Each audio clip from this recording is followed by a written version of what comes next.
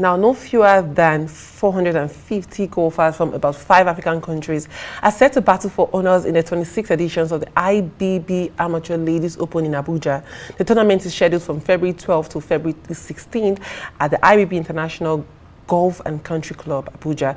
Now, Dame Donli, the lady captain, has spoken so far about the 5 African countries who have indicated interest in participating in the championship, with over 450 players expected across the country and the rest of the world. She listed some of the participating countries to include Uganda, Zimbabwe, Ghana, Botswana, Kenya, Rwanda, Cameroon, as well as host Nigeria. Now, the lady captain assured that everything had been put in place to ensure an exciting outing for all the participants, with several side attractions lined up for the 5-day event. Well, now we are being joined by Dame Donli, the lady captain of IBB International Golf and Country Club, Abuja. Well, thank you so much for joining us on the show. Well, thank you for having me. Well, the tournament is slated to happen on the 12th to 16th, but initially there were talks of 10 countries participating. Now it's been reduced to 5. Tell us about this. Yeah, actually 10 countries had indicated interest to participate, but as time went on, some of them have started having challenges of visas, some of them started also having challenges of sponsorship. You know, the ticket fares are not very friendly, to be honest. So yeah, so at the end of the day, it narrowed down to 5 countries, but we have over 450 registered players that are ready for this tournament. All right, Lady Captain, what should we be expecting in this particular tourney? This tournament is going to be very special. First off, because this is the first time you're having over 450 participants and 5 countries coming to participate in this. It's also interesting in the sense that the current champion has won this tournament back-to-back twice. And so we're expecting that someone else will be able to wrestle this cup from her and take it over. So we have so many ladies that are really preparing and geared towards breaking this jinx and taking this cup from her. We're also going to have new activities like traditional and cultural nights, and things like that, you know, a tour, city tour. I mean, these are little innovations, you know, that haven't really happened before.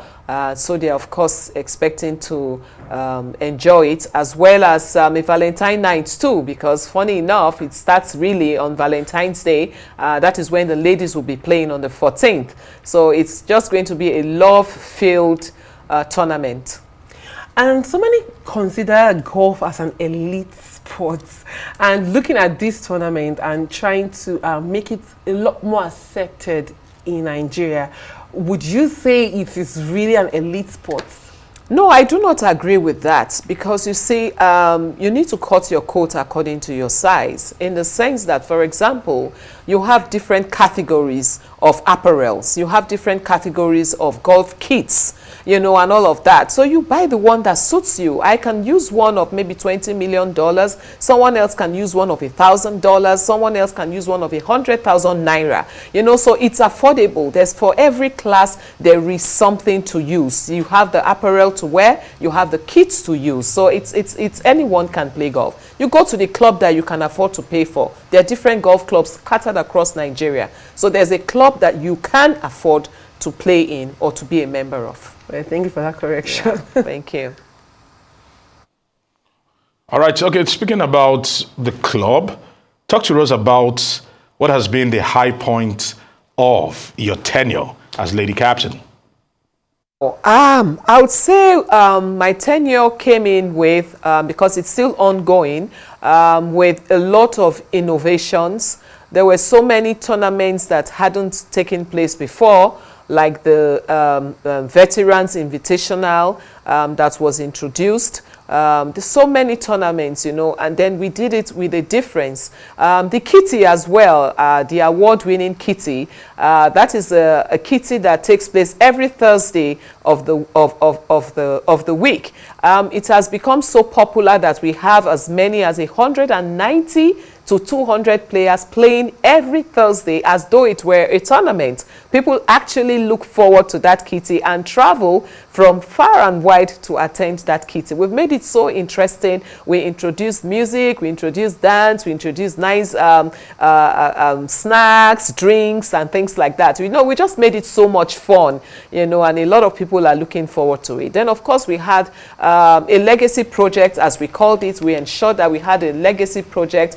We built some restrooms at the range, the practice range, something that the whole club would benefit from. We brought in quite a number of very interesting innovations, very impactful, I must say. Well, thank you so much, Lady Captain, for your time on the show. But I'll ask you one last question. What's the economic benefit of this sports?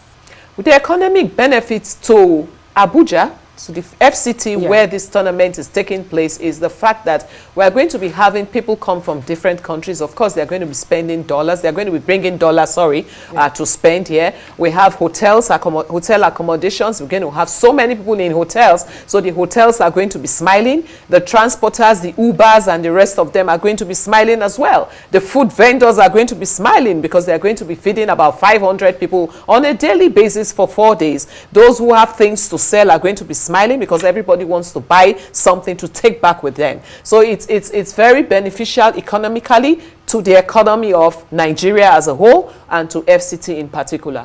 Well, thank you so much for your time on this show, Julie Donli, Lady Captain of the IBB Golf Country and Club. Well, thank you for having me. Thank you.